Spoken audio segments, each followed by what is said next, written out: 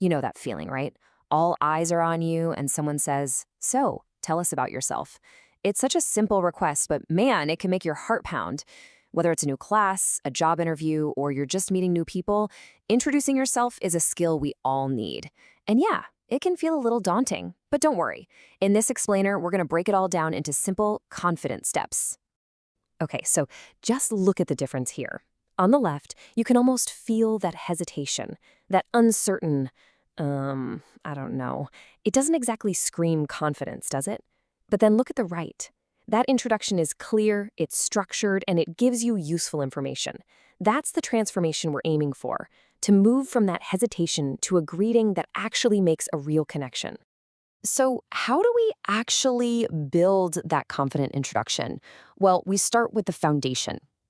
Think of it like this. There are three essential building blocks. Once you get these down, I promise, everything else will fall into place so much more easily. First things first, before you even say your name, you gotta have a strong opening. Look, a simple hello or good morning works just fine. But in more formal settings, like an interview, using a phrase like, "Thank you for giving me this opportunity to introduce myself," shows politeness and professionalism right off the bat. Next up is your name. And this is super simple, right?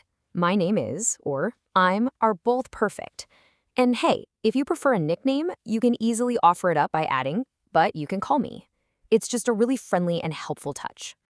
All right, let's talk about age. You don't always have to give your exact number. A really common and honestly, a much more natural way to talk about it in English is by using these terms. So if you're 22, you're in your early 20s. If you're 25, that's your mid 20s. And if you're 28, you're in your late 20s. It's a great way to share that info without getting too specific. And the final piece of our foundation, location. You can simply say, "I'm from," followed by your country. Easy enough. But what if your story is a bit more complex? Well, that second phrase is fantastic. "I'm originally from" tells people where you grew up, and "but I currently live in" tells them where you are now. It's just so clear and concise. All right, with that foundation all set, it's time to build on it. This is where you add the details that make you, well, you. We're moving beyond the basic facts now to create an introduction that's way more memorable and personal. The key here is to follow a simple structure. Just think of your story in three parts. First, you've got your background, like education or work. Second, what you love to do, your hobbies. And third, where you're headed, your future goals. This simple flow makes your story super easy for anyone to follow along. So let's kick things off with your background. You can talk about your academic life with a phrase like, "I studied," or you can talk about your professional life with, "I used to work as." This immediately gives people some really important context for your skills and experience. Okay, this part is so important. Hobbies are what make you relatable. This is where you become more than just a name and a job. So instead of a flat, "I like reading," try using more engaging phrases. Something like "what of my passions is," or "I'm a big fan of," just has so much more energy and really lets your personality shine. And if you really want to emphasize how passionate you are about something, here's a great word you can use. Instead of just saying you're a big fan, you can say you're an enthusiast. It's a really powerful way to show just how much you truly care about something. So what does that mean? Simply put, an enthusiast is just someone who is super interested and invested in a particular activity. You could be a music enthusiast, an art enthusiast, or a sports enthusiast. It's a great word to have in your back pocket. Now that we have all these building blocks, let's apply them to a situation where the stakes can feel a little higher. Introducing yourself in a college or university setting. Whether it's for an interview or just the first day of class, getting this right is pretty key.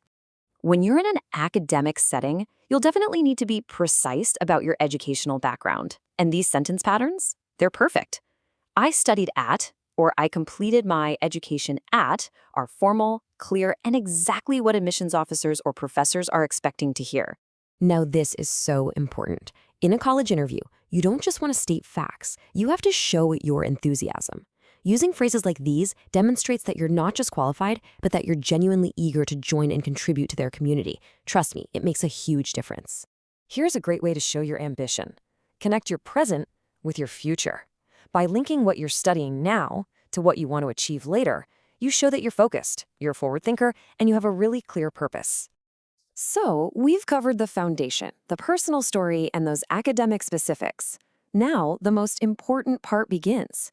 It's your turn to take all these building blocks and craft an introduction that is uniquely and totally yours.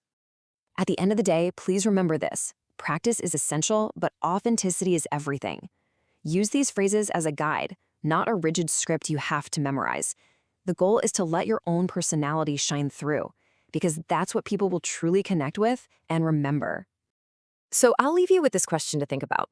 When you walk away from a conversation, what is the single most important thing you want that person to remember about you? Build your introduction around that answer, and I promise you will always make a confident, lasting impression.